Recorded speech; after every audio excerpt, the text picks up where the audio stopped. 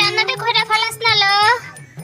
আজ আমার শরীর খান ভালো না দেখা, নাহলে এই রান্না আমি মুত্তে মুত্তে কই রান দিতাম নি।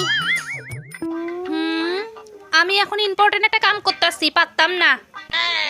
হ্যাঁ কও।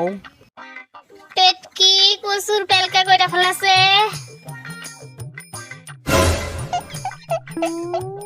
তুমি জানো না আমার সামনে পরীক্ষা, আমি পড়তেছি, আমি পারবো না।